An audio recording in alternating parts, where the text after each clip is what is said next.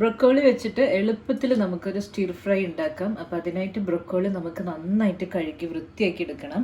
Broccoli ഇതുപോലെ ആദ്യം rinsing വാട്ടറിൽ നന്നായിട്ട് ഇതിനൊന്ന് കഴുകി വൃത്തിയാക്കി എടുക്കുക. ഇതിൻ്റെ ഉള്ളിലൊക്കെ പുഴുക്കളോ അണുക്കളോ ഒക്കെ ഉണ്ടാവും.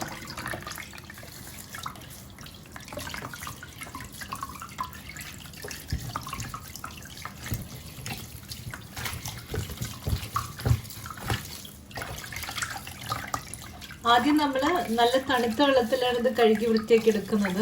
ഇതിന് ശേഷം കുറച്ച് നേരം ഒരു 2 മിനിറ്റ് ചൂടുള്ള വെള്ളത്തിൽ ഇട്ട് വയ്ക്കാം. ചൂടുള്ള വെള്ളത്തിലേക്ക് ഒരു 1/4 ടീസ്പൂൺ ഉപ്പുപൊടി ഇട്ട് കൊടുക്കുന്നുണ്ട്. ഇനി ഇതിനെ നന്നായിട്ട് ഇതിലൊന്ന് മുക്കിയെടുക്കാം.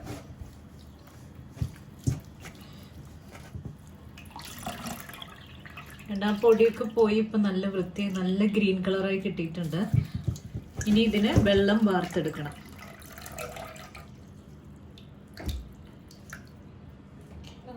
വെള്ളമൊക്കെ നന്നായി വാർന്ന് കിട്ടിയിട്ടുണ്ട്. ഇനി നമുക്ക് ഇതിനൊന്ന് കട്ട് ചെയ്തെടുക്കാം.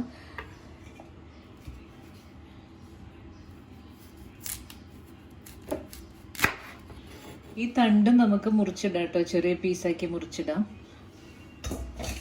ഇതുപോലെ ഇങ്ങനെ കട്ട് ചെയ്തെടുക്കാം.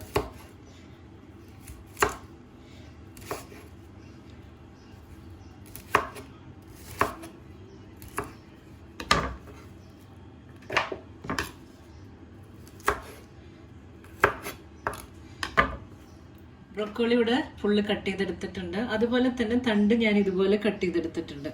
ഇനി നമുക്ക് പെട്ടെന്ന് തന്നെ വേവിക്കാൻ വെക്കാം. ഇത് വെറും 2 മിനിറ്റ് മതി. അതിൻ്റെ ഉള്ളിൽ തന്നെ നമുക്കിത് തയ്യാറായി കിട്ടും. പിന്നെ ഞാൻ ഇതിലേക്ക് ചേർക്കുന്നത് ഒരു 3 അല്ലി ഇതുപോലത്തെ ഒരു വെളുത്തുള്ളി ചെറുതായി അരിഞ്ഞു വെച്ചിട്ടുണ്ട്. പിന്നെ ഇതേ വലുപ്പത്തിൽ ഒരു ചെറിയ സവാള, അതും ഇവിടെ പൊടിയായി അരിഞ്ഞു വെച്ചിട്ടുണ്ട്. അപ്പോൾ ഇനി നമുക്ക് പെട്ടെന്ന് തന്നെ ഇത് ഫ്രൈ ചെയ്യാം.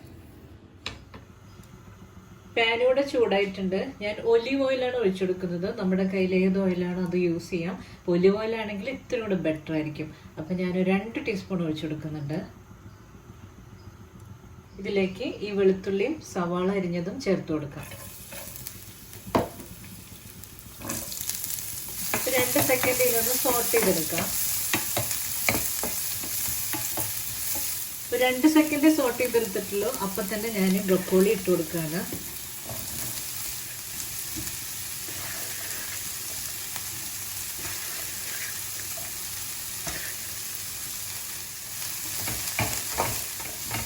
ഒരു 2 മിനിറ്റ് ഇതിനിങ്ങനെ നമുക്കൊന്ന് വഴറ്റി കൊടുക്കാം.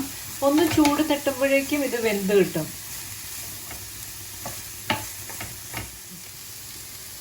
ഹാഫ് കുക്ക് ആയിട്ടുണ്ട്. 2 മിനിറ്റോളം നമ്മൾ വഴറ്റിയെടുത്തിട്ടുണ്ട്.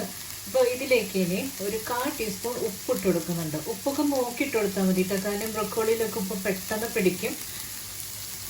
ഇതുപോലെ തന്നെ ഞാനിവിടെ ചില്ലിയായിട്ട് ചേർക്കുന്നത് പെപ്പർ പൗഡറാണ്.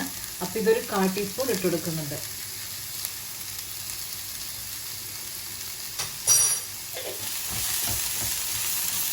ഇത് മൂടി വെച്ച് നമുക്ക് വേവിക്കേണ്ട ആവശ്യമില്ല, തുറന്നു വെച്ച് തന്നെ വേവിച്ചെടുക്കാം. അപ്പോൾ മൂടി വെച്ച് വേവിക്കുകയാണെങ്കിൽ ഇതിൻ്റെ കളറൊക്കെ മാറും.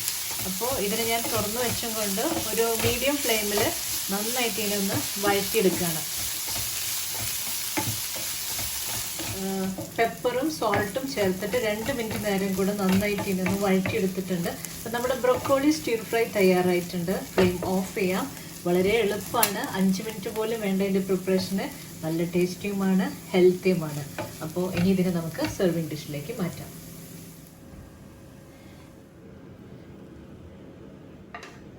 ഇത് മൂടിയിട്ട് വേവിക്കുകയാണെങ്കിൽ ഇതിൻ്റെ കളറ് ചേഞ്ച് ആവും. അപ്പോൾ ഇത് മൂടിയിടാതെ ജസ്റ്റ് ഒന്ന് ചൂട് തട്ടുമ്പോഴേക്കും പെട്ടെന്ന് വെന്ത് കിട്ടുന്ന റെസിപ്പിയാണ്. പിന്നെ നല്ല ടേസ്റ്റിയുമാണ്. ഇതുപോലെ ഒന്ന് ട്രൈ ചെയ്ത് നോക്കൂ കേട്ടോ, എല്ലാവർക്കും ഇഷ്ടപ്പെടും. അടുത്ത റെസിപ്പിയുമായി ഇനിയും കാണാം. നന്ദി, നമസ്കാരം.